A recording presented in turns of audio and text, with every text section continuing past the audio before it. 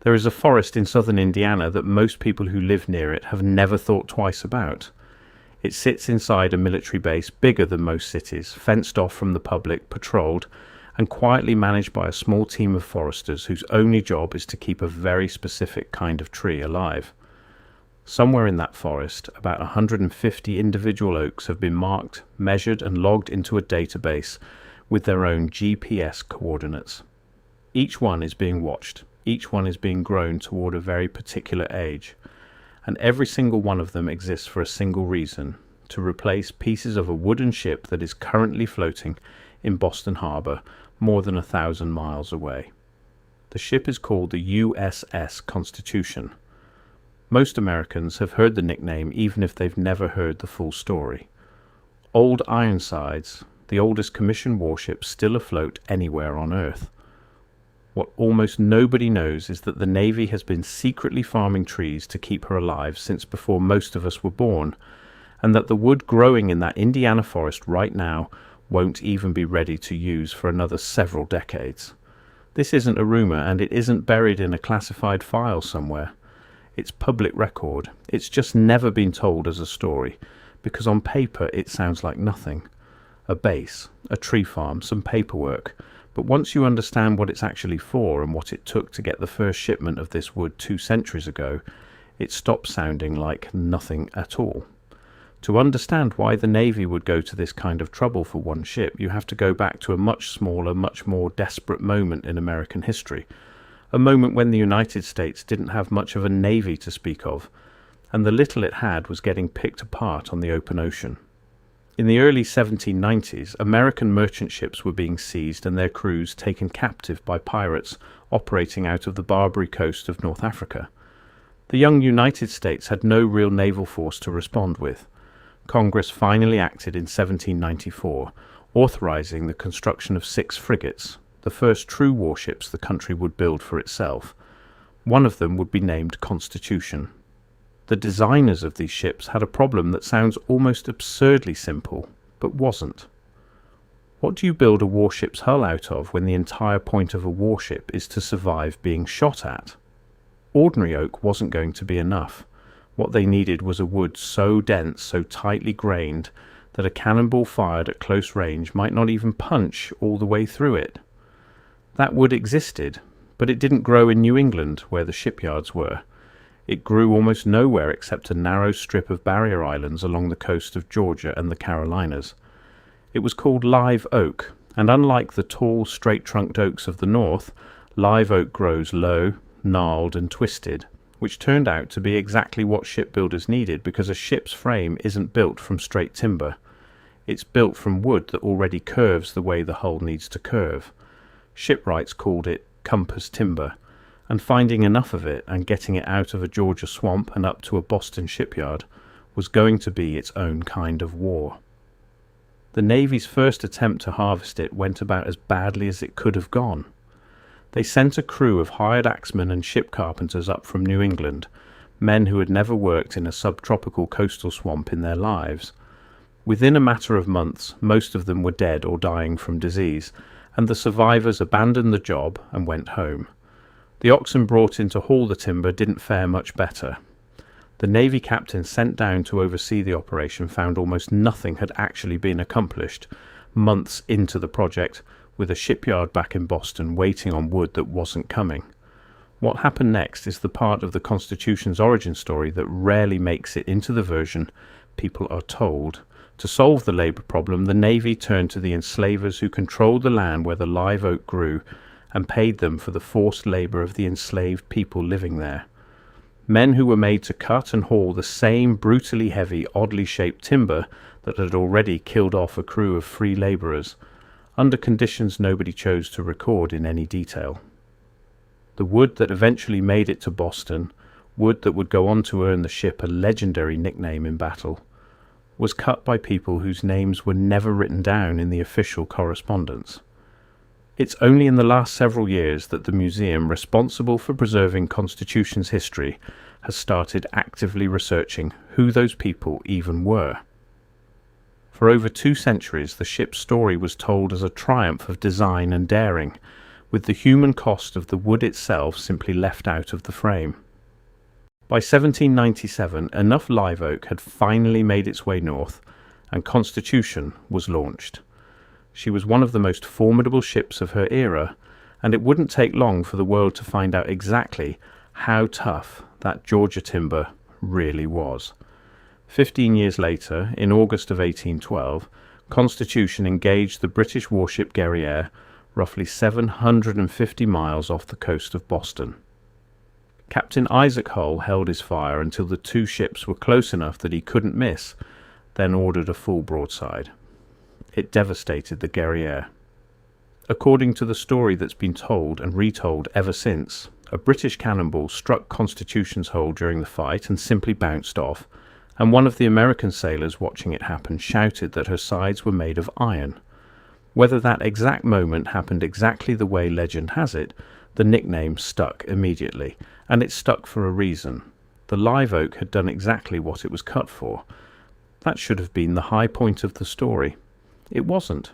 Wood doesn't stay strong forever, and neither does a nation's interest in maintaining an old warship once the crisis that built it has passed. By the 1830s, barely 3 decades after her launch, Constitution had deteriorated so badly that the Navy quietly drew up plans to scrap her. There was no ceremony being planned, no public announcement, just an old ship that had outlived her usefulness, about to be broken apart for parts, the way dozens of other aging vessels had been before her. What stopped it wasn't a naval officer or a politician, it was a poem. A young writer named Oliver Wendell Holmes read a newspaper report about the planned scrapping and published a short piece of verse called Old Ironsides, describing the ship being torn apart and asking essentially how a nation could let its own history be dismantled for scrap. The poem spread. Public outrage followed it, and the Navy, faced with a wave of sentiment it hadn't anticipated, reversed course and restored the ship instead of breaking her up.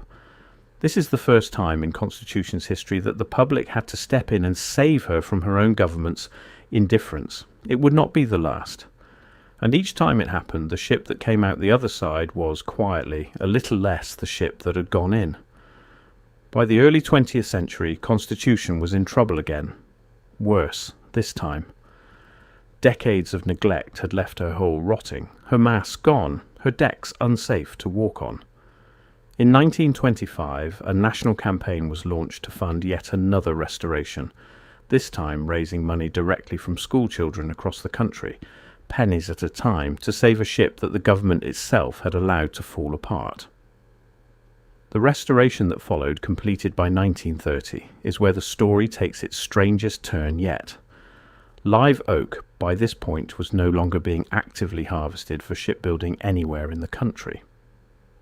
Steel had replaced wood decades earlier. The restoration crews working on Constitution in the late 1920s needed massive quantities of material that essentially wasn't being produced anymore, and the search for it led them to Naval Air Station Pensacola in Florida, where they made a discovery nobody working on the project had expected. Sitting there, unused and completely forgotten, was roughly 1,500 tons of live oak timber, cut sometime in the 1850s for a shipbuilding program that had been cancelled before it ever started. It had been sitting in storage for the better part of a century, waiting for a ship that no one had originally intended it for, forgotten by an institution that had simply moved on and never come back for it. Restoration crews used it. Pieces of that 70-year-old forgotten wood went into rebuilding a ship that was, by then, already over 130 years old. That discovery should have been the end of the improvisation. It wasn't. It was the moment the Navy finally understood something it should have realized decades earlier. If old Ironsides was going to keep existing, someone was going to have to stop relying on lucky discoveries in forgotten warehouses and start growing the next batch of wood on purpose. That understanding didn't turn into action for another several decades. Constitution kept sailing, kept touring, kept being patched and repaired piecemeal as needed, using whatever suitable timber could be sourced when a crisis demanded it. It wasn't until 1976, in the middle of the country's bicentennial celebrations, that the Navy finally made the commitment official. Commander Tyrone Martin, then captain of Constitution, formally dedicated a tract of forest and a Navy installation in rural Indiana as Constitution Grove, land set aside for the explicit singular purpose of eventually replacing the ship's timbers decades or even generations before that wood would actually be needed. The site chosen was Naval Support Activity Crane, near Bloomington, Indiana, and the third largest Navy installation on Earth by land area, sitting in the middle of a state most people don't associate with the Navy at all, let alone a 200-year-old warship docked on the Atlantic coast. Inside that enormous base, a dedicated stand of white oak, a different species from the Georgia live oak that built the ship, but one that had become essential for other structural components over the centuries of rebuilds, was set aside and left largely alone to grow. This is where the story stops sounding like history and starts sounding like something that's still happening right now, today, whether or not anyone outside that base knows about it. Navy civilian foresters at Crane don't just let the grove grow wild. They manage it the way you'd manage a long-term asset you knew you'd need decades in the future. Roughly 150 mature white oaks have been individually identified, GPS tagged, and logged so that when the Navy eventually needs a tree of a very specific size and shape for a very specific part of the ship's structure, they don't have to go searching. They already know exactly where it is.